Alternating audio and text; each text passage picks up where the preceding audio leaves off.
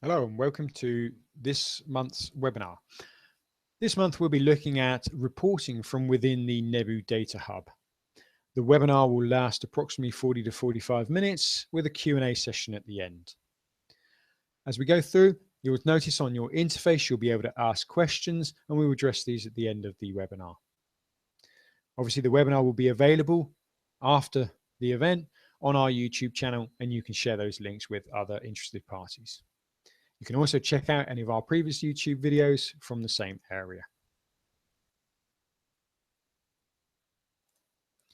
So today, we're going to be looking in our agenda at reviewing what the sort of data hub is, how data manipulation coding has taken place there, so how you can actually prepare your data sets ready for doing some of the reporting.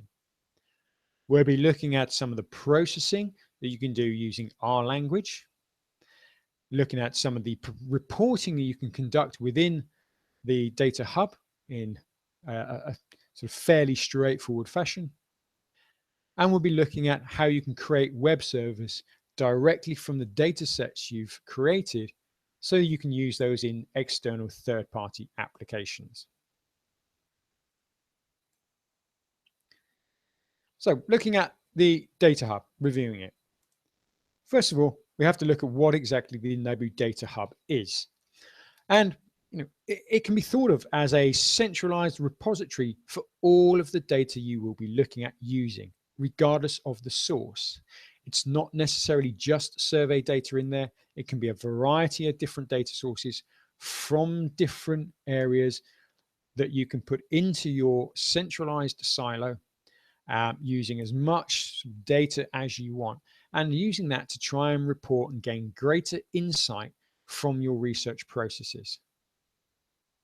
It's a secure environment, so it's set up exactly so that the data you hold is the data you want to hold in there. You don't have to have any of the personally identifiable information. You don't have to have within that secure platform access rights given out to multiple people.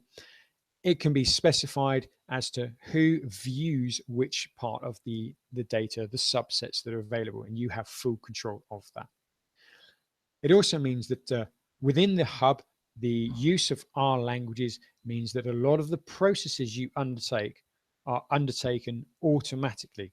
They're part of the sort of more efficient cycle of your workflow that you're going to go through as part of the research insight. So how does the Data Hub fit into Nebu and its suite? Well, we see the Data Hub as being the core of your data collection process. Obviously, Nebu's own Dub Interviewer data collection platform can feed the hub with survey information. And through that, the panel information from Dub Knowledge, any of the dialer information from our dialer service can also be passed back into the hub and can be used to generate data and report on.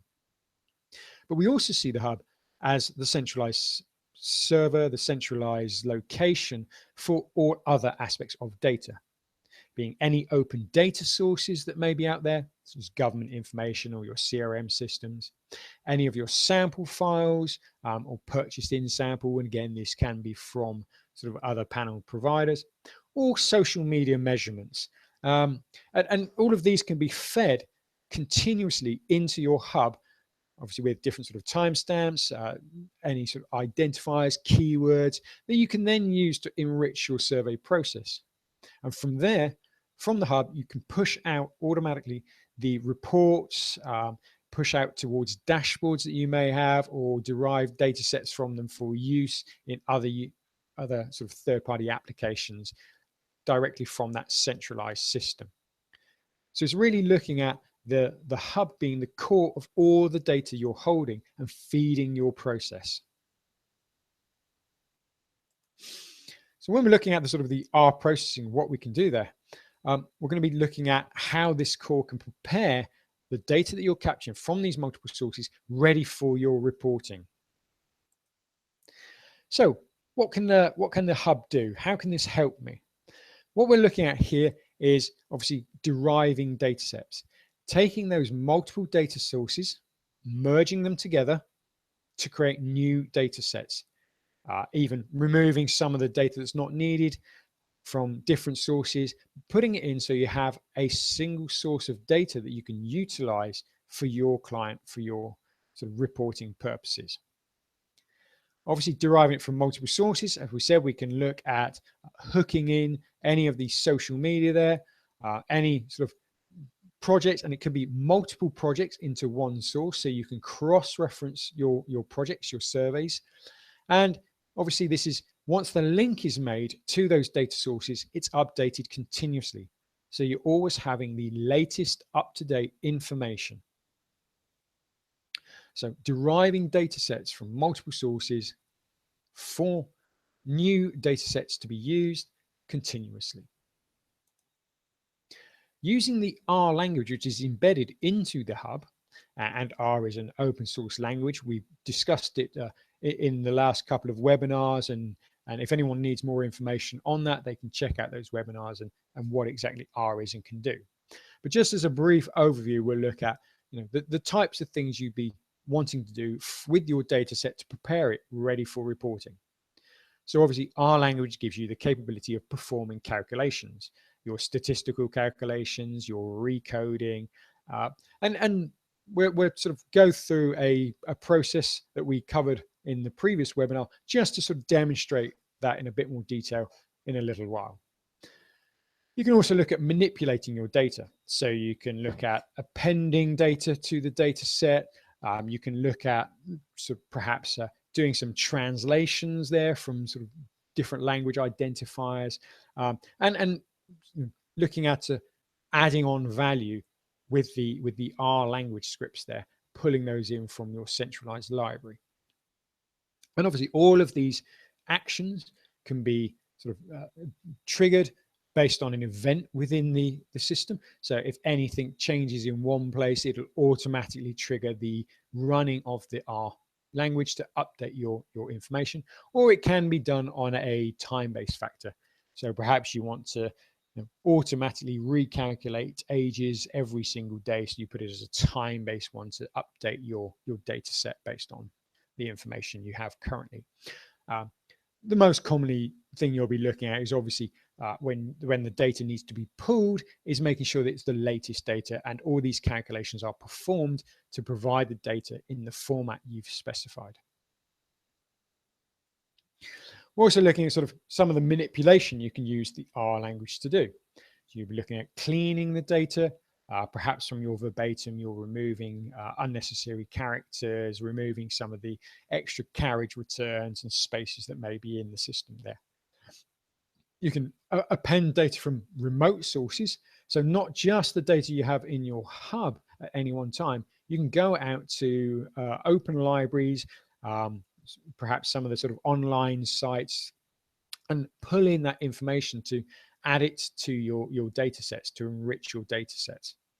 And we can also look at sort of automating some of the processes there for recoding, classifying, looking at, in the example we're going to show you, taking your verbatim, putting it through a set of rules and adding some classification to that to say how positive or negative the neutrality of the comments that have been made.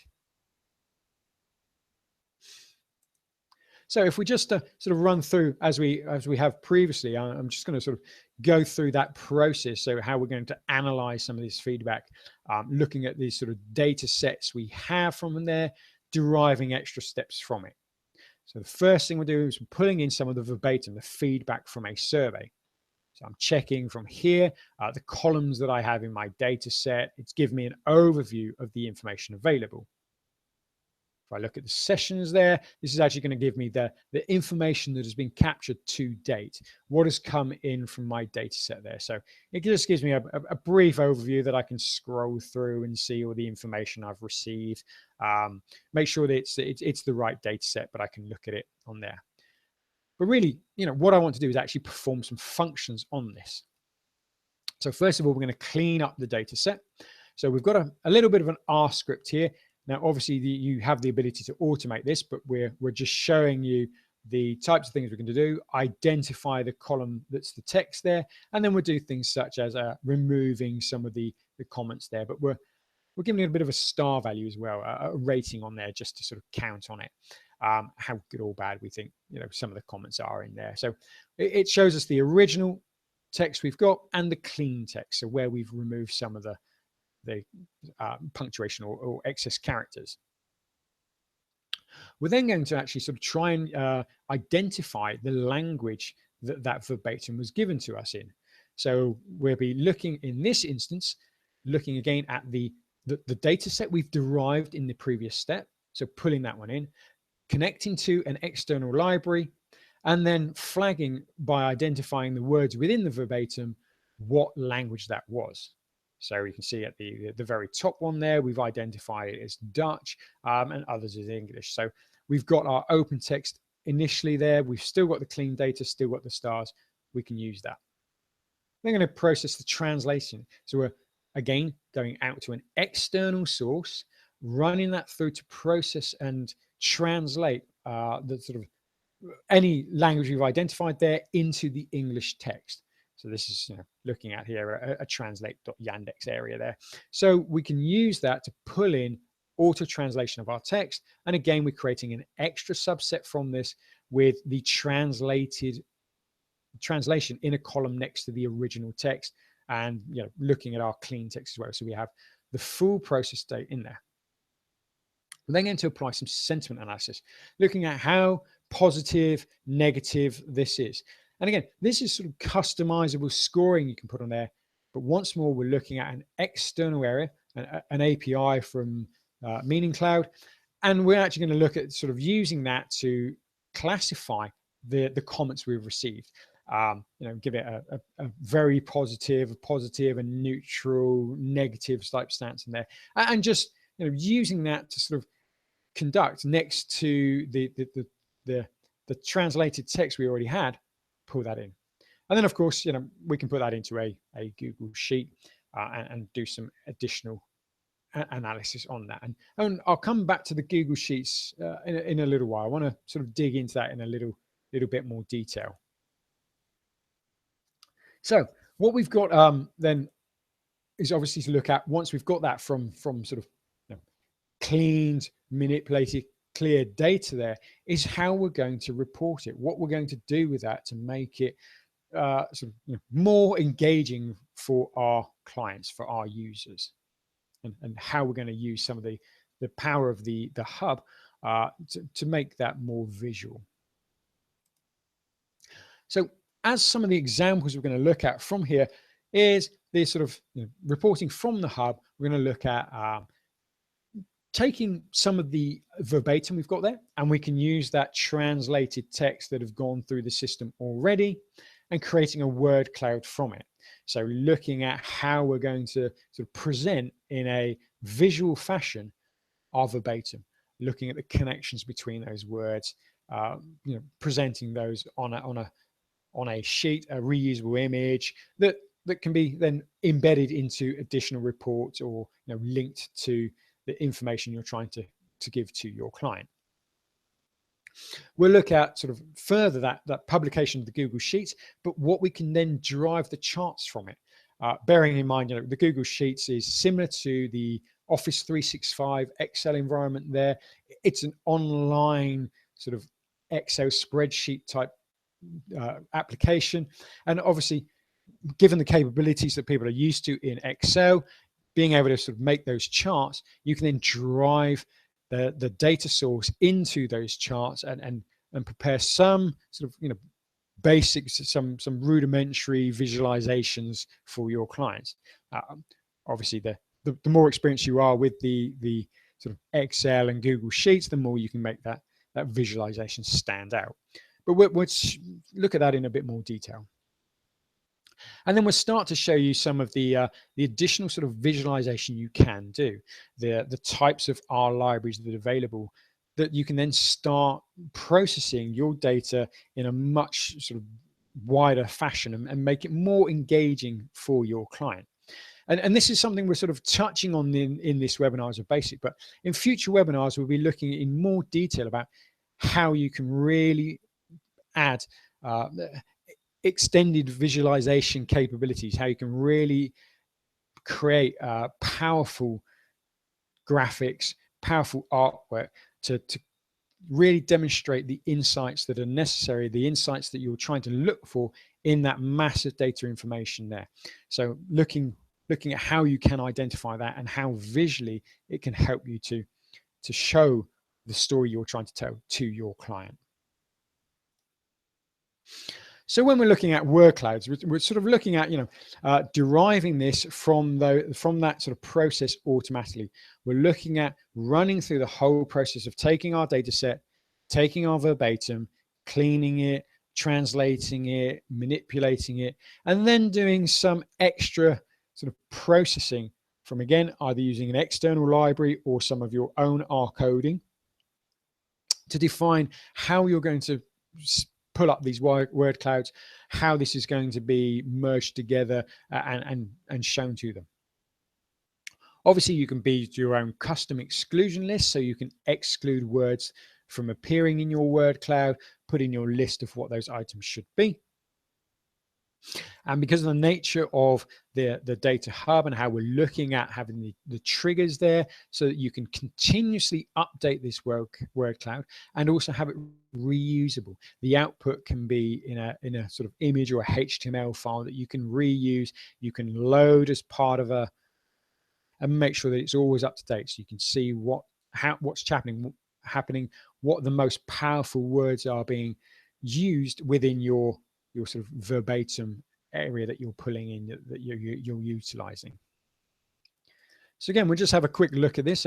This time we're sort of looking at the same data set. We've got our sort of no schedule on there at the moment, but we're looking at the survey we're using, identifying the columns, doing some sort of manipulation, replacement of those, splitting up some of the words.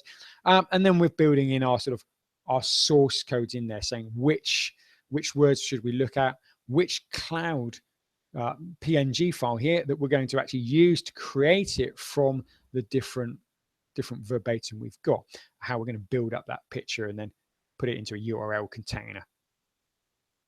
So as we're processing the information on there, this is the sort of the two links that it's generated for us. And so as we click on those links, we can then see a different word cloud here. We can see what's been pulled up.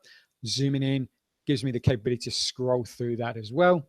But then if I look at the sort of another link where perhaps I've used slightly different questions on there, it's given me a slightly different aspect on that word cloud. There may be examples that I wanted to exclude from this particular survey, from this particular build of the word cloud. So it means that using your processing power, using all of the steps you've gone through so far, that every time those word clouds will change, you can generate a new word cloud from the verbatim. You can keep it up to date, but you can also exclude the words you don't want in there. The sort of, not unless you want that part of two words together. So you have the capability to manipulate what's going to be included in that word cloud and what the phrases are going to be. So maybe not just simple words, but it may be two words together, so you have the negative connotation in there. So moving on to the sort of the Google Sheets, the charting, what you can do in the aspects from here. What we're going to look at is the publish to the Google Sheet, and obviously bearing in mind this could be a sort of Office 365 or sort of other sort of spreadsheet type areas, but we'll do it in Google. It's primarily what we use as an organization. And then we'll sort of look at what we can do from that. Once the data is pushed to a sheet, how can we control access to it? How can we manipulate the data? How can we sort of ensure that that data set is only accessed by people that are able to come in, people that are able to use the link? And also, once we've got that data in a sheet, what more can we do? How can we present that in, rather than just sort of, tableized data formats? How can we actually make that more visually appealing? So what we're going to do from that is obviously go through the sort of the operation and generate it for you, and look at the sort of Google Sheet itself. So what we're doing, obviously, publish here from a Google Sheet. So we'll publish it into the document there. And we're going to sort of, visualize this information. So we've chosen what the Google set is. We click on it and we now have a sort of analyze your information. It's pulled out the raw data. Now, obviously, if I highlight over the sort of opening cell there, you'll see just in the data set above, it's not actually pushing the data into the data set in a raw format.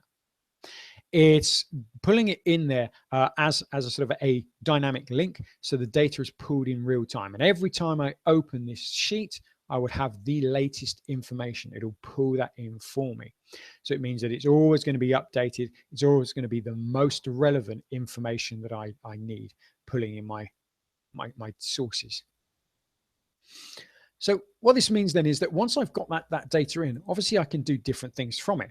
I can sort of manipulate the data here and present it in perhaps different ways. I can look at different data information I've got there, and maybe I'm looking at a survey data. Perhaps I want to have a clean update on there, a derived data set of information that's coming in. So what we can then do is obviously put onto the sort of a dashboard, linking it in there. So from here, we're going to pull in some live data information, we'll pull it into our system. But on here, we've actually sort of set up a container within the sheet that's got some of the more graphical information there. So we've given it a nice sort of logo at the top of it. And as we scroll down, we can see the information that's coming from my data set is being charted.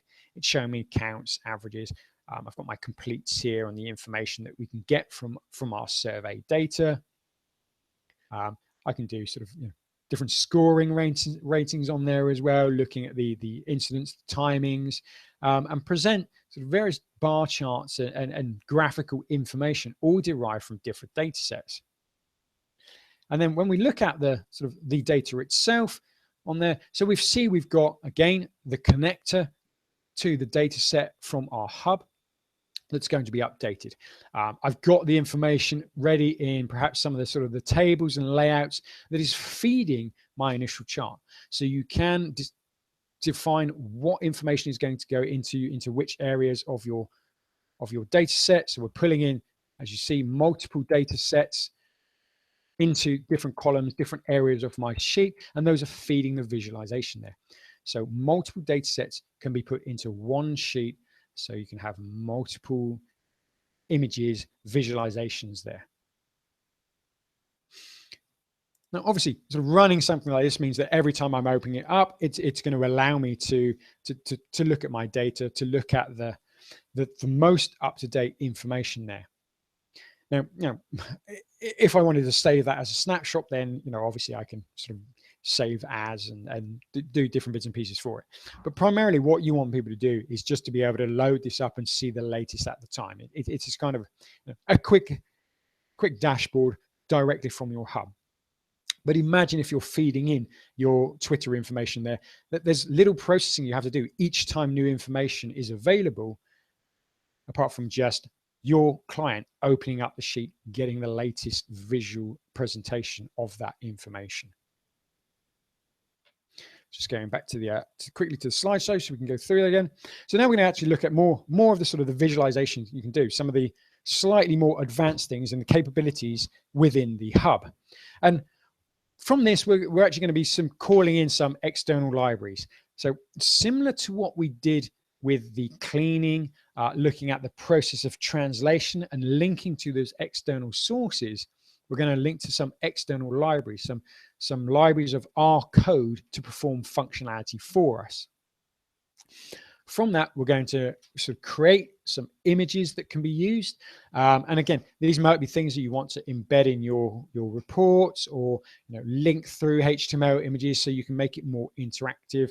And we'll show how you can then start looking at the visualization of your data. And as I said, we will go into more details in later webinars to look at exactly the vast scope of the visualization you can create there. But today we're looking at an introduction to this and some of the sort of the simpler things that you can do. But still, I think you'll find that the impact pretty spectacular.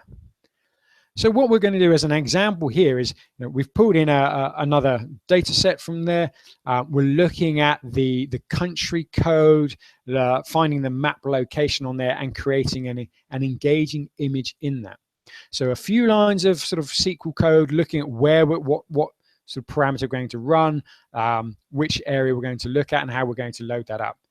And from running some code there, what we can then generate is a very nice interactive map, as we've got here. So I can actually start, scrolling in. I can move the map around. So this is a sort of an external library that's showing me, where respondents have come to. And so you can overlay on your map the different pinpoints of your respondents derived from your data set. And obviously, using different maps, geotagging perhaps in the survey, perhaps you want to look at the IP address on there and map that. Perhaps they're giving you the store that they came to, and you want to see where those most popular stores are. And using the different sort of identifiers on the map to have a greater depth, different sizes of how often, so how many people have visited that. So there's a lot of very interactive areas you can do into a HTML file, putting that data in there and creating a web page which is very engaging, interactive for your client to be able to get that visual data. And it's quite a sort of a powerful statement that you can present your data in that format. Now, if I just go on and then sort of look at expanding that out. So what we've looked at so far is some of the simpler reporting and visualization you can do from within the hub. Now, obviously, if you have your own sort of dashboarding software, your own sort of third-party software there that you want to use for your statistical analysis, you have perhaps client dashboards already set up, and you want to be able to feed those dashboards with that information, you need to be able to then create a web service for that. You want to take all of that processing power that the hub has given you, all of those data sets that you've managed to sort of manipulate, add extra value to, but you want to be able to push it into your client portal, into your client's dashboard that they already have. You want to be able to sort of provide that information in real time to them. And rather than sort of conducting the build and engaging a sort of web guru to build this web service for you, we're going to be looking at how this can actually be done within the hub. So we're looking at deriving your data set, taking that data set and building automatically a web service that you can then look at the URL link, see what the data is like, and push that into your sort of third-party tools, auto-feeding those third-party tools. And of course, given that a lot of third-party tools, they have the formats they need to receive that data in, and it might be a sort of a default format of just the sort of data strings delimited, but we also support the JSON format there so that you can push that into perhaps some of the more advanced capabilities there, feeding some other third-party tools that maybe require that particular web service format.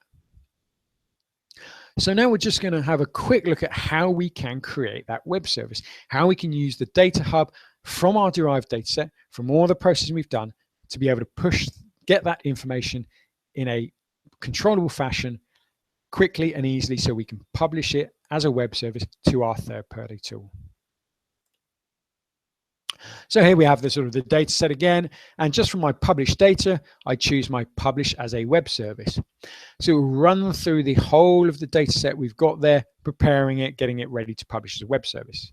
I can obviously change my publication name and whether it's horizontal or vertical data. Selecting the data set that I've already got, so I maybe want to manipulate that data set some way, and then I can sort of obviously publish this, giving it a web service, building up a link for that. So as I publish it, it's now saying, well, which data format do I want? I can look at obviously changing the data format. So perhaps I want it in the JSON format, but I'll keep the default one now so we can actually view it on the screen and have a look at it. So I'll copy my my HTML link so I could use that, publish that out, or I can now open up this data set and actually have a look at the web service data. So here we've just sort of provided, bog standard text. It's gone through it. We've got the different languages, the headers, the columns there, and what's on each of the different sort of data rows there, ready to be picked up by third-party tools. So as you can see, with the reporting capabilities that are in the hub, looking at how we've cleaned and manipulated your data, automate that process, looking at how we've gone through creating Google Sheets, word clouds.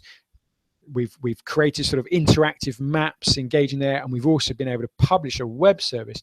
You can start to get the idea on and the scope of just exactly what is possible with your data. So you really look at unlocking that potential of your data to deliver to your client appealing, attractive, visual presentations of the insights they're trying to find from the data you're putting out there. And whether that's survey data or social media data, or online data, if we're looking at different libraries from different areas, it can all be managed and merged together in the hub. It can be derived into a subset of those data and published out in an automated process, and doing that on a continuous fashion, a continuous basis. So I think what we sort of tried to give you today in a sort of an introduction is these elements of how that data can be presented, how it can be sort of put forward from the hub to your client. As I said previously, we are going to be sort of delivering future webinars that will look at really extending the visualization there, looking at some of the R libraries that are available. As we've said in previous webinars, R is an open language. It's being developed continuously by a wide community, and there's a lot of sort of freely available resource there that already has the R scripting in there that you can just reuse in your own hub. You can take some of those sort of library items and really extend the capabilities of your processing. So that was the webinar for today. I'd like to invite any sort of questions there, and I'll just quickly check out the sort of the Q&A board on here so we can actually start looking at them if any of the questions have come through during the webinar. So yeah, I've got a question here about the earlier translation functions. Yeah, obviously, how accurate are the translation functions? Yeah, well, accuracy is a sort of quite a thing that's difficult to measure. Any automated processes that's going through is obviously being sort of refined and getting better the more and more it's used, the more sort of learning intelligence that's going into those systems. But whilst we've shown a sort of a translation, automatic translation from sort of Dutch to English on there, there are certain things that probably you need more learning in it to pick up the nuances, to pick up the sort of, perhaps if it's from an audio recording that's been typed in, you might not then get the emphasis, the weighting on how the words were said that's translated into text. So obviously, whilst it's an automated process and it's quicker, there are sort of pros and cons of using those types of things.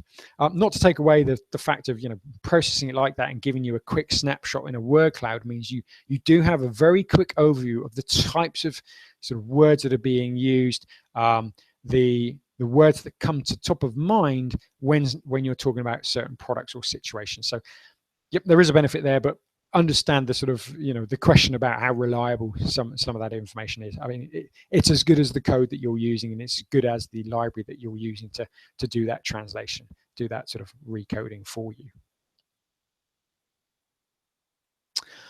Okay, a question here about reusing the HTML.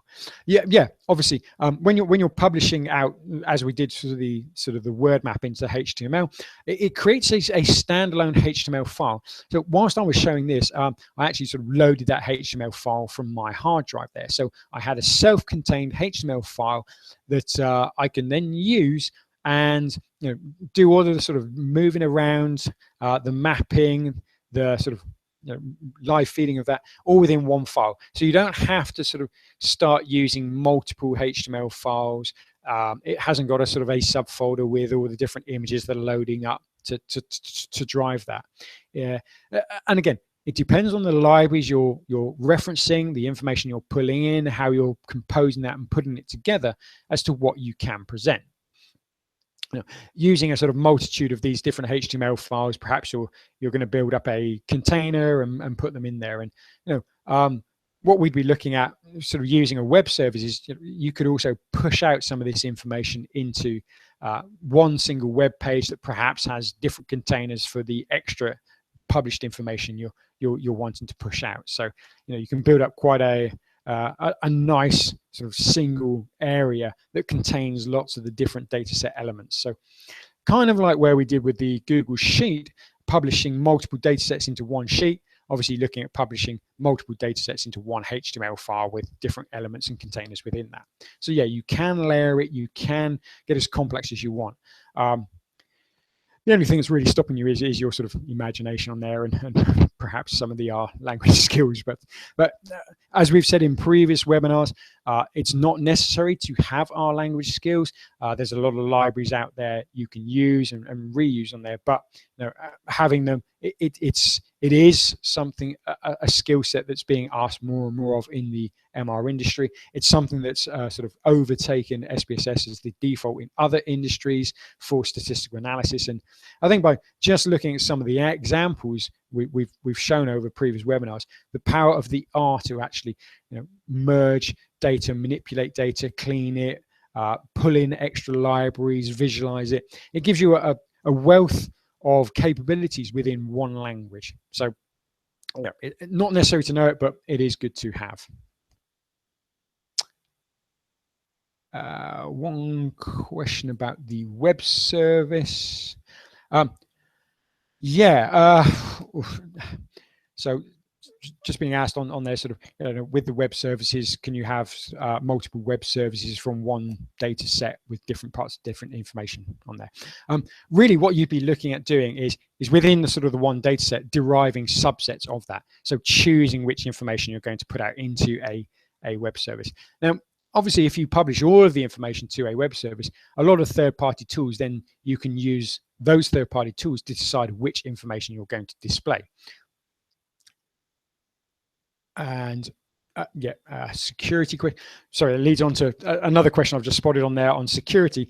Obviously, because you've got control of what information is going out there, any personally identifiable information doesn't have to be published in the web service, doesn't have to be even pulled into the hub itself. You control the information that's going into that hub. You can add on that extra information if you need to, because you still have links to your external sources. You have sort of pull-on-demand links to your survey data.